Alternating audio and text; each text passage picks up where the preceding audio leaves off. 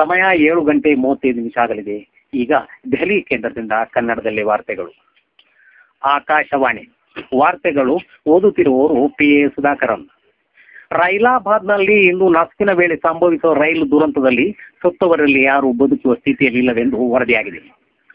ಪಂಜಾಬಿನಲ್ಲಿಂದು ಶೀತನಾರ್ವ ಭಯೋತ್ಪಾದಕರು ಯದ್ವಾತದ್ವಾ ಗುಂಡು ಹಾರಿಸಿದ ಪರಿಣಾಮವಾಗಿ 5 ಮಡಿದರಲ್ಲದೆ 4 ಸತ್ತರು.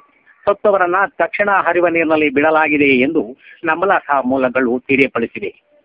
ಮನೋಚಿತ ಭಾವನೆಗಳನ್ನ ಬದಿಗಿಟ್ಟು ದೇಶದ ಏಕತೆಗಾಗಿಯೂ ಅದರಲ್ಲಿಯೂ ಮುಖ್ಯವಾಗಿ ಭದ್ರತೆಗಾಗಿ ದುಡಿಯಬೇಕೆಂದು ಪ್ರಧಾನಮಂತ್ರಿ ಇಂದಿಲ್ಲಿ ಕರೆ ನೀಡಿದರು.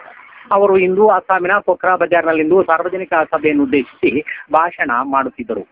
ಕೆರಳಿದ ಪತ್ರಕರ್ತರ ನೇರ ಪ್ರಶ್ನೆಗಳಿಗೆ ಪ್ರಧಾನಮಂತ್ರಿ ಉತ್ತರ ನೀಡುತ್ತಾ ಇತ್ತೀಚೆಗೆ ಮಹಾರಾಷ್ಟ್ರ ಮತ್ತು ಕಲ್ಕತ್ತೆಯಲ್ಲಿ ನಡೆದ ಸರಣಿ ಸ್ಫೋಟದ ಬಗ್ಗೆ ಪಾಕಿಸ್ತಾನದ ನೇರ ಕೈವಾಡವಿದೆ ಎಂಬುದನ್ನು ಸಹ ಒಪ್ಪಿಕೊಂಡರು.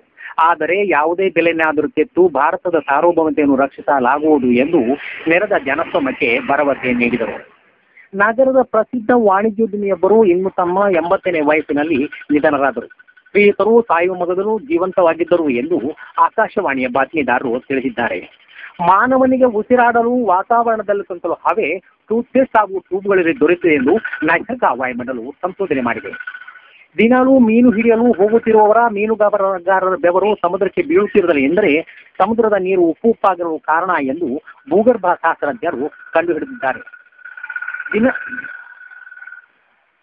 ಉಡುಪಿ ತಾಲೂಕು ಪೆರಡೂರು ಗ್ರಾಮದ ಮೇಲ್ಪೇಟೆಯಲ್ಲಿಂದು ಕೋಳಿ ಅಡಿಗೆ ನಾಯಿಯೊಂದು ಬಿದ್ದು ದುರ್ಮರಣ ಹೊಂದಿದೆ. ಇದು ಹೇಯ ಹಾಗೂ ಬರ್ಬರ ಕರ್ತವ್ಯವೆನ್ನುತ್ತಾ ಕಾಕರಾಯರೆಲ್ಲರೂ ಸೇರಿ ನಾಯಿಯ ಮೇಲೆ ಬಿದ್ದಿಡುತ್ತಿದ್ದವು. ನಾಯಿಯ ಪಾರ್ಥಿವ ಶರೀರವನ್ನ ಸಾರ್ವಜನಿಕ ವೀಕ್ಷಣೆಗಾಗಿ ಬೊಗುರು ತೋಡಿನಲ್ಲಿ ಇರಿಸಲಾಗಿದೆ. ಇರುವೆ, ಚಿವಿಟೆ ಹಾಗೂ ಇನ್ನಿತರ ಮೂಕಪಕ್ಷ ಪ್ರಾಣಿಗಳು ಇನ್ನು ಮಧ್ಯಾಹ್ನದ ವೇಳೆ ಪುಷ್ಪಗುಚ್ಛ ಅರ್ಪಿಸಿದ್ದವು. ರಾಷ್ಟ್ರಾದ್ಯಂತ 21 ದಿನದ ವಾಸನೆಯ ಶೋಕಾ ದಿನಾಚರಣೆಯನ್ನ ಆಚರಿಸಲಾಗುವುದು. ರಾಜ್ಯದಲ್ಲಿ ವಿಭಿನ್ನ ಬೆಲೆ ಏರಿಕೆಯಿಂದಾಗಿ ಐಸ್ಕೆಣ್ಣೆ ಬೆಲೆಯನ್ನ 20 ಪೈಸೆಯಿಂದ 80 ಪೈಸೆಗೆ ನಿಗದಿಪಡಿಸಲಾಗಿದೆ. ಇದನ್ನೆಂದು ದೂತ್ಕೆಣ್ಣೆ ಮಂತ್ರಿ ಲೋಕಸಭೆಯಲ್ಲಿ ಪ್ರಕಟಿಸಿದರು. ಇದರಲ್ಲಿ ಎಲ್ಲಾ ಕಾಲೇಜು ಮಕ್ಕಳು ಯಾವ ಸತ್ಯಾಗ್ರಹವನ್ನು ಮಾಡದೆ ಆದಷ್ಟು ಬೇಗ ಕ್ಯಾಂಡಿಯನ್ನು ಖಾಲಿ ಮಾಡಬೇಕೆಂದು ವಿದ್ಯಾರ್ಥಿಗಳಲ್ಲಿ ವಿನಂತಿಸಿಕೊಂಡರು. ರಾಜ್ಯದಲ್ಲಿ ಭಾರೀ ಮಳೆಯಿಂದಾಗಿ ಅನೇಕ ಹಳ್ಳಿಗಳು ಮುಳುಗಿಯಲ್ಲದೆ 1000ಕ್ಕೂ ಹೆಚ್ಚು ಜನರು ನೀರು ಪಾಲಾಗಿದ್ದಾರೆ. ಈ ರೀತಿಯಲ್ಲಿ ಮಳೆಯಾಗಲು ಕೇಂದ್ರ ಸರ್ಕಾರದ ಕೈವಾಡವೇ ಕಾರಣವೆಂದು ರಾಜ್ಯ ಸಚಿವರು ಆಪಾದಿಸಿದ್ದಾರೆ.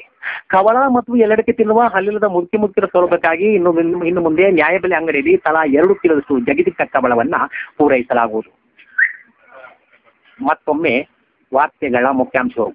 ರೈಲಾಬಾದ್ನಲ್ಲಿ ಇಂದು ನಸುಕಿನ ವೇಳೆ ಸಂಭವಿಸುವ ರೈಲು ದುರಂತದಲ್ಲಿ ಸತ್ತವರಲ್ಲಿ ಯಾರು ಬದುಕುವ ಸ್ಥಿತಿಯಲ್ಲಿ ಎಂದು ವರದಿಯಾಗಿದೆ.